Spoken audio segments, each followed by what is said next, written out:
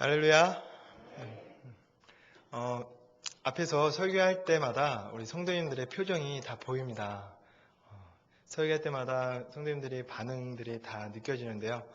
제가 한 번은 성도님들 반응을 보고 좀 불확실한 게 있었습니다. 그래서 저녁 때 예배 끝나고 아내에게 조용히 물어봤습니다. 난 모르겠다. 왜 성도님들이 이렇게 반응을 보이는지 모르겠다.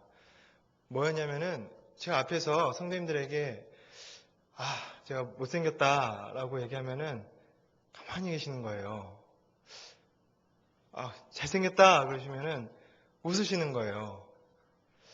이해가 안 됐습니다. 마음이 좀 불확실했어요.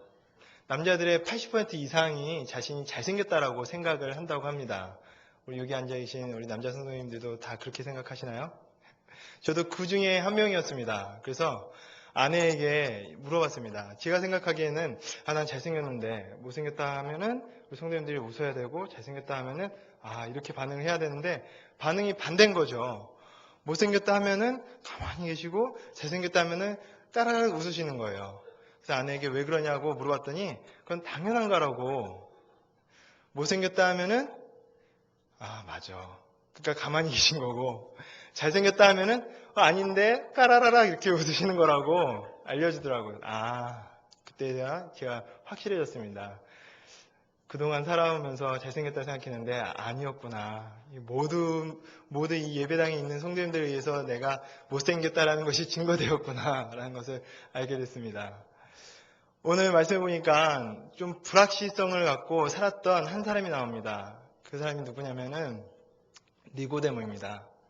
니고데모는 자신이 구원받은 것에 대해서, 영생에 대해서, 하나님의 나라에 들어갈 것에 대해서 불확실했습니다. 근데 니고데모에 대해서 오늘 말씀을 보니까 몇 가지로 그 사람이 어떤 사람인지에 대해서 알려줍니다. 첫째는 니고데모는 어떤 사람이냐고 나오냐면은 1절에 보니까 바리새인이라고 나오죠. 바리새인은 어떤 사람이죠? 예수님께서 위선자야, 외식하는 자야, 독사의 자식들아 라고 말씀하셔서 우리가 생각할 때는 쉽게 바리새인들은 나쁜 사람이구나, 안 좋은 사람이구나 이렇게 생각을 합니다. 근데요, 예수님은 그 사람의 속을 꿰뚫어 보시니까 그렇게 말씀하실 수 있는 거였지, 인간적으로 우리가 직접 바리새인들을 본다면은 정말 훌륭한 사람들입니다. 바리새인 그 말 그 자체의 뜻에는 어떤 뜻이냐면 경건한 자들, 분리되어 살아가는 사람들이라는 뜻이 있습니다. 그들은 어떻게 경건하게 살았으며 어떻게 분리되어서 살기를 원했을까요? 로마가 이스라엘을 점령했습니다. 그 식민지 삼았죠. 그러면서 로마에 있는 모든 선진 문화들과 그 유행들이 이스라엘에 스며들어왔습니다. 그 문화들과 유행 가운데 유대인들이 너무나 괜찮으니까 이렇게 점점점 흡수를 했습니다.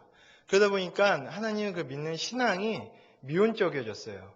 신앙이 점점 흐려졌습니다. 이러면 안 되겠다 싶어서 하나님을 향한 자신들의 신앙을 철저하게 지키고자 했던 사람들이 바로 바리새인들이었습니다. 얼마나 훌륭합니까? 자신들의 믿음에 대한, 자신들의 신앙에 대한 확실함을 세우고 싶었던 거죠.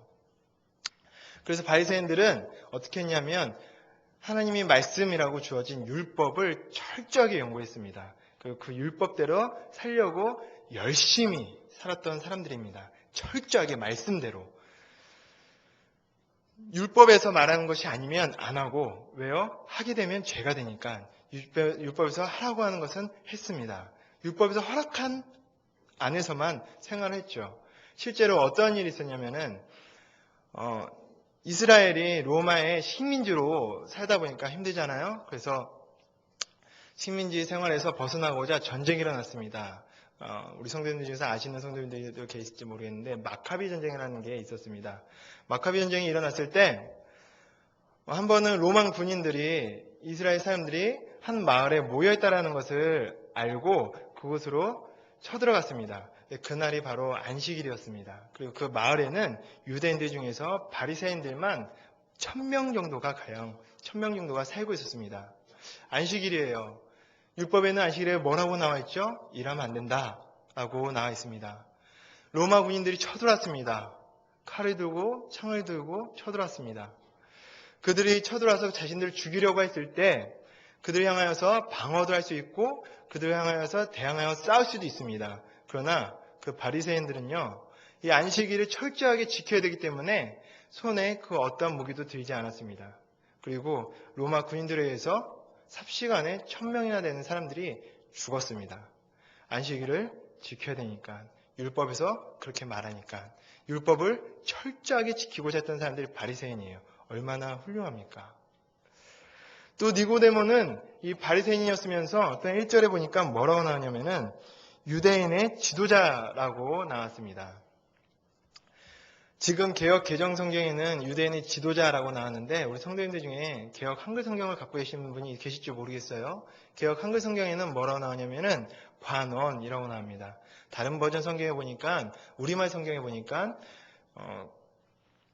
우리말 성경에는 공예의 의원이라고 표현되어 나와 있습니다. 유대인의 지도자라고 표현되어 있는 이 단어는 무엇은 뜻이냐면은 니고데모는 공예원의 의원이었다는 것입니다. 그 당시 공예원이란 무엇이냐면 사내들인을 이야기합니다. 사내들인은 어떤 역할을 했었냐면은 유대인들을 전체적인 유대인들에 대해서 종교적인 것 그리고 치안적인 부분들 그 성전에서의 업무 이런 것들을 다 관리를 했습니다. 그리고 그 공예원이 되기 위해서는 공예원은 딱 70명만 유대인 중에서 대표 뽑았습니다. 딱 70명. 그리고 그 공회원의 사내들인의 의원이 되기 위해서는 또한 부자여야 했습니다.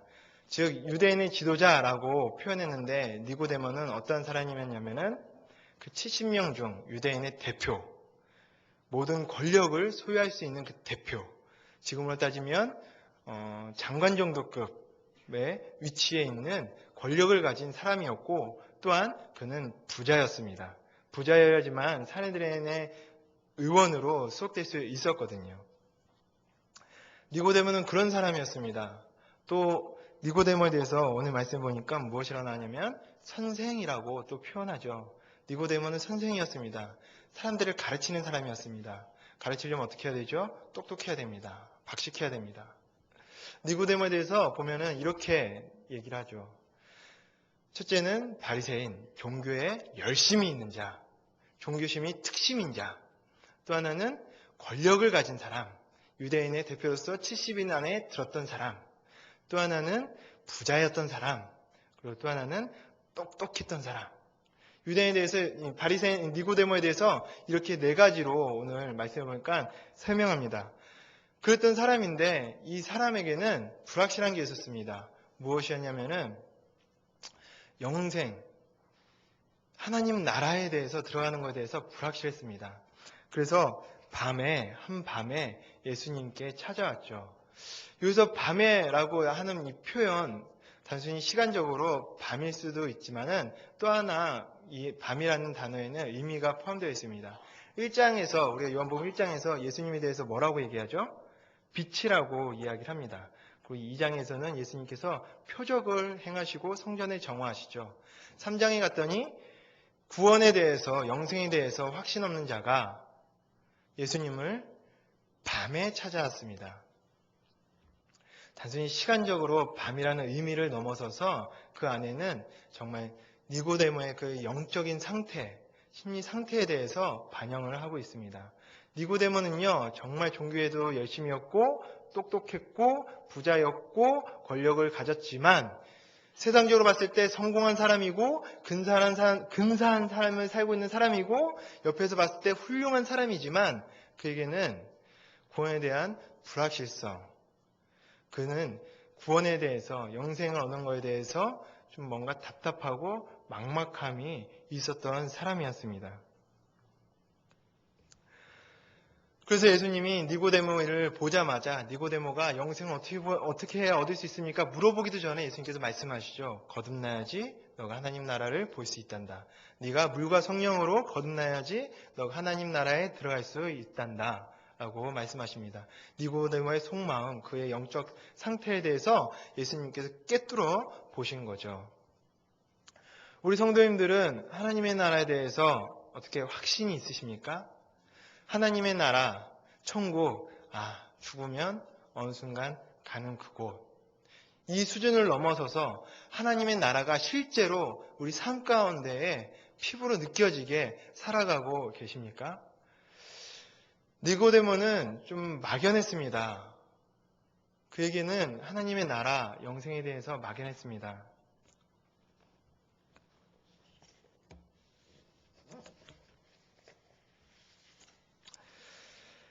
우리는 하나님의 나라, 영생에 대해서 분명하고 명확하고 선명하게 우리는 알고 있어야 되고, 또한 그 나라가 죽은 후에 가는 그 나라, 하나님 나라, 천국 그 이상으로 이 삶의 생활 속에서 우리가 경험하고 살아가야 합니다.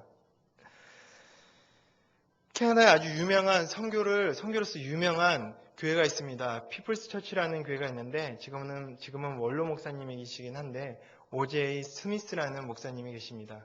그 목사님이 한 번은 예배 때에 말씀을 전하셨습니다. 아주 엄숙하게 하나님의 나라에 대해서 말씀을 전하셨는데 그 말씀을 전하신 것을 추려서 5가지로 이야기를 한다면은 하나님의 나라에 대해서 얘기하셨을 때 첫째는 우리는 하나님의 나라에 대해서 실제적으로 알아야 됩니다. 경험하며 살아야 됩니다. 왜냐하면 첫째는 마지막 심판 때에 우리가 하나님 나라에서 명확하게 분명하게 실제적으로 살아가지 못한다면 첫째는 마지막 심판 때 모든 사람이 구원받고 하나님 나라에 들어가는 것이 아니라는 것입니다. 둘째는 구원받은 사람에 비해서 멸망받는 사람이 엄청나게 많을 것이고 대부분이 멸망당할 것이기 때문입니다. 그렇기 때문에 하나님 나라에 대해서 명확하게 알아야 된다는 것이죠. 셋째는 구원받을 것이라고 여겼던 사람 중에도 멸망받을 사람들이 있을 것이라는 것입니다. 넷째는 죽음 뒤에는 더 이상 구원받을 기회가 없다는 사실이에요. 지금이 어떤 이에는 마지막 기회가 될 것이라는 것입니다.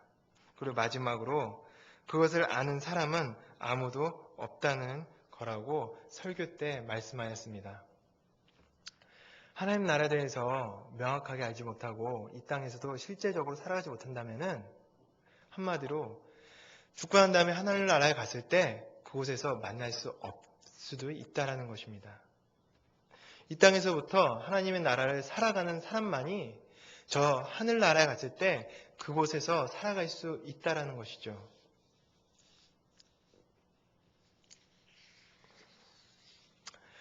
그러기에 우리는 하나님의 나라에서 실제적으로 느끼고 경험하고 또한 하나님의 나라를 이 땅에서 살아가야 됩니다. 그러기 위해서는 오늘 보니까 말씀에 예수님이 어떻게 해야지 하나님의 나라를 볼 수 있다, 어떻게 해야지 하나님의 나라를 들어갈 수 있다라고 말씀하시면 거듭나야 된다라고 말씀하십니다. 어떻게 거듭나야 되냐면 물과 성령으로 거듭나야 된다라고 말씀하십니다. 물은 무엇이죠? 물은 깨끗게 하는 것입니다. 세례를 이야기합니다. 세례 다른 말로 하면은 회개를 이야기하는 것입니다. 우리가 거듭나기 위해서는 철저하게 회개를 해야 됩니다. 아주 작은 죄까지도 우리는 죄로 여기고 회개할 수 있어야 합니다. 미국에 제가 너무나 좋아하는 폴 워셔 목사님이 계십니다. 그 목사님이 한 번은 집회 때 말씀을 전하셨습니다. 죄와 지옥 그리고 천국 이런 주제로 말씀을 전하셨는데 한참 말씀을 전하고 계실 때 앞에 어린아이 9살 정도 돼 보이는 어린아이가 그 목사님 설교를 듣다 말고 부들부들 떨고 있는 거예요. 그래서 이 목사님이 말씀을 전하시다 말고 아이에게 뭔가가 일어나고 있다는 것을 짐작하신 목사님이 앞으로 강의상 밑으로 내려가셨습니다. 그리고 그 아이에게 말을 걸으셨어요. 아이야 왜 그러니? 라고 물어봤더니 그 아이가 그 목사님에게 그러는 거예요. 목사님, 제가 엄마 말을 안 들었는데 그러면 지옥 가나요? 우리 성도님들은 어떻게 생각하시나요? 참 아이가 귀엽다 이렇게 생각하시나요? 뭐 그 정도야 라고 생각하시나요? 근데 성경 말씀은요, 아이가 엄마 말을 안 들으면 지옥 간다라고 나와 있습니다. 부모를 공경하라고 나와 있죠. 아주 작은 죄 같지만은 그 작은 죄가 우리를 지옥으로 끌고 갑니다. 아담과 하와가 지은 죄가 큰 죄였나요? 미국을 테러할 만큼 큰 죄였나요? 선악과 그 과일 하나 따먹은 게 그렇게 큰 죄였나요? 우리가 눈으로 보았을 때는 아주 작은 죄였습니다. 나무에 달려있는 과일 하나 따먹은 거죠. 근데 그것은 하나님의 말씀을 거역하는 죄였습니다. 그렇기 때문에 그 하나님의 말씀을 거역하고 죄를 지은 자는 반드시 지옥에 가게 됩니다. 그래서 우리는 아주 작은 죄라도 주님 앞에 철저하게 회개하고 하나님 앞에 씻음을 받아야 합니다. 그럴 때 우리에게 거듭남이 이루어지는 것이죠. 두 번째, 예수님께서 물과 또한 뭐라고 말씀하시냐면은 성령으로 거듭나야 된다라고 말씀하십니다. 사도행전 2장 38절 말씀 보면은 회개하여 예수 그리스도의 이름으로 너희가 세례를 받고 제사함을 받아 성령을 선물로 받으라 라고 말씀하십니다. 우리가 회개한 순간 성령님께서 우리에게 임하십니다. 그 임하신 성령님은 우리를 거듭나게 하십니다. 이거는 신비입니다. 이 신비를 몰랐던 니고데모는 예수님께 뭐라고 물어보냐면 내가 다시 태어나기 위해서는 엄마의 뱃속에 들어갔다 나와야 됩니까? 전혀 말이 안 되는 이야기죠. 신비를 몰랐습니다. 성령님께서 우리 가운데 임하시고 그 성령님께서 우리를 하나님 안에서 다시 새롭게 태어나게 해주시는 것이죠. 이거는 신비요, 이거는 하나님의 은혜입니다. 우리 인간의 노력과 능력으로는 할 수 없는 것입니다. 니고데모, 그는 종교에 열심히 있었어요. 그리고 똑똑했습니다. 돈도 많았고요. 모든 사람이 그를 존경하고 훌륭하게 여겼습니다. 권력이 있던 사람이었습니다. 그런데도 그는 그 신비를 깨닫지 못했습니다. 그의 노력과 열심, 그가 세상에서 가질 수 있는 것으로는 그의 신비를 깨닫지 못했습니다. 그 신비 가운데 우리가 거듭나기 위해서는 15절의 말씀, 그것을 다시 한번 예수님께서 얘기해 주시는데 뭐라고 말씀하시냐면은 믿고 영생을 얻어야 된다라고 얘기합니다. 우리가 믿을 때에, 예수 그리스도를 믿을 때에 우리는 거듭나게 됩니다. 성령이 우리가 예수 그리스도를 믿을 때에 하나님 안에서 다시 태어나게 만듭니다. 우리가 거듭남으로 그로 인해서 하나님 나라를 보이게 되고 하나님 나라에 들어가게 되고 영생을 소유하게 되는 것이죠. 그런데 이 이야기는 너무 많이 들었습니다.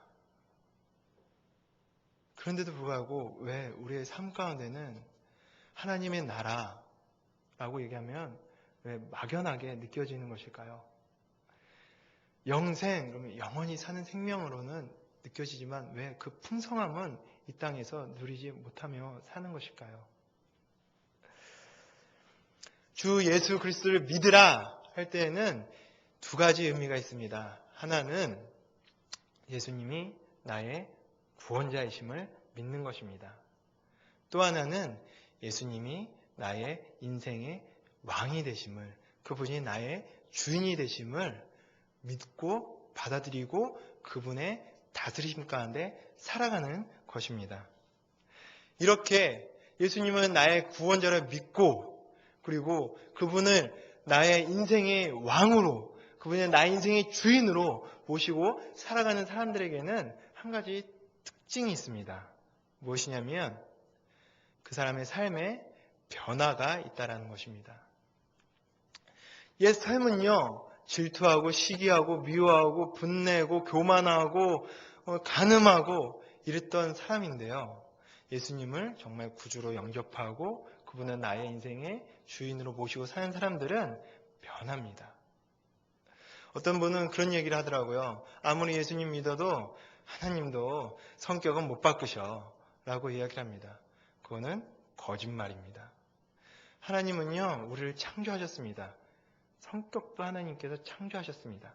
어떻게 창조하신 분이 그걸 못 바꾸시겠습니까? 우리가 예수님을 구주로 믿고 주인으로 영접해서 거듭나서 살아가게 되면은 우리의 옛 성품, 옛 성격까지도 다 바꿔주십니다. 하나님의 형상으로, 하나님이 태초에 우리를 창조하실 때 그 너무나 귀하고 존귀했던 그 모습으로 예수님을 닮아가는 모습으로 바꿔 가시는 것이죠. 대표적인 예가 니고데모입니다. 그는 몰랐습니다. 거듭남이란 뭔지도 몰랐고 구원에 대해서 불확실 속에 살아갔지만 이때 이 밤에 그 적막하고 막막했던 그 인생 가운데 예수님을 만나고 그는 변했습니다. 그래서 요한복음 7장에 가면 어떠죠? 바리새인들이 예수님에 대해서 뭐라고 비판할 때 그는 예수님에 대해서 정당성에 대해서 이야기합니다. 그전에는 밤에 사람들이 날 볼까봐 예수님을 만나는 것을 보고 날 비난하고 비판할까봐 밤에 찾았던 그가 그들 앞에서 자신의 비난할 것을 뻔히 알면서도 예수님에 대해서 변호합니다. 또 그는 어떻게 변했나요? 19장에 가니까 예수님께서 십자가에서 죽으시자 그는 자신이 갖고 있는 모략과 침향을 100근이나 갖고 와서 예수님의 장례를 치렀습니다. 다른 사람들 보면 어떡하죠? 그는 더 이상 사람들에 대해서 신경 쓰지 않게 되었던 것입니다. 변한 것이죠. 또 우리가 말씀 가운데서 신약 가운데서 제일 대표적인 인물 거듭나고 변화된 사람 누가 있습니까? 사도 바울이 있습니다. 사도 바울은 다마섹에서 예수님을 만나기 전에는 그는 그리스도인들을 박해하고 핍박하고 잡아다가 공에 넘겨서 죽게 만들었습니다.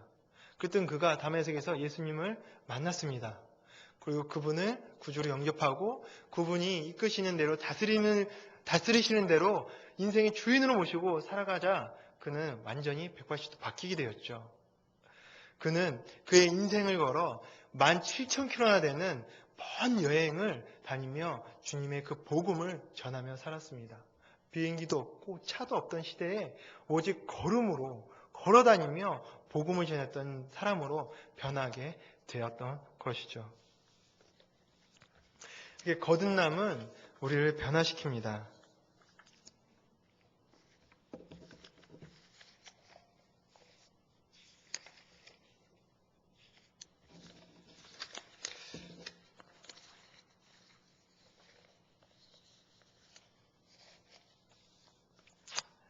우리의 역사 속에서도 잘 아는 우리의 믿음의 선배 김익두 목사님에 대해서 우리가 많이 들으셨을 것입니다. 그분은 16살 나이에 과거를 응시하기 위해서 서울로 올라왔습니다. 그러나 낙방하고 고향으로 다시 내려가게 되었죠. 그리고 사업을 시작했습니다. 근데 사업을 시작했는데 번번이 사업이 뜻대로 되지 않고 장사가 안 되는 거예요.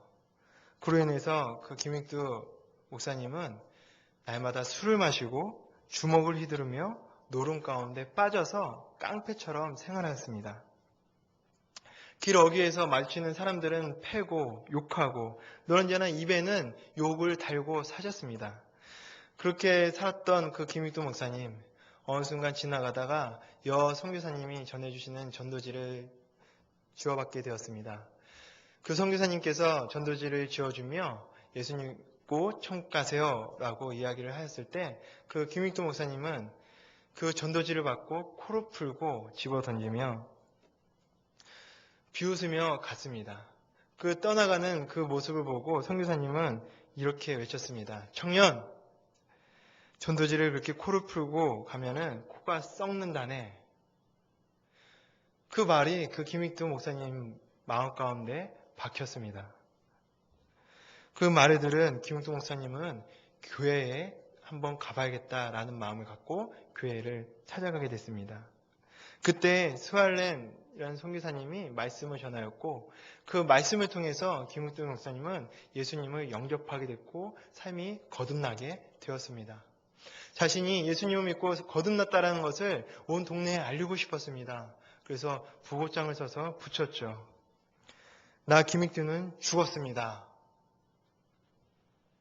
그리고 그 김익두 목사님이 험상궂었던 그 깡패의 모습에서 이제는 온화한 미소를 띤 온화한 선한 천사 같은 표정으로 미소를 갖게 되었습니다. 한 번은 그 김익두 목사님이 지나가는데 정말 저 사람이 예수님을 믿고 거듭났나 변화됐나 의심하는 사람이 그 목사님을 향하여서 구정물을 던졌습니다. 그 구정물을 뒤집어 쓴 김익두 목사님은 그 사람을 향하여서 이렇게 말을 했습니다. 당신은 옛날에 김익두가 죽었다는 사실을 기뻐하시오. 만일 그가 살았다면 당신은 지금 성취 못했을 것이요.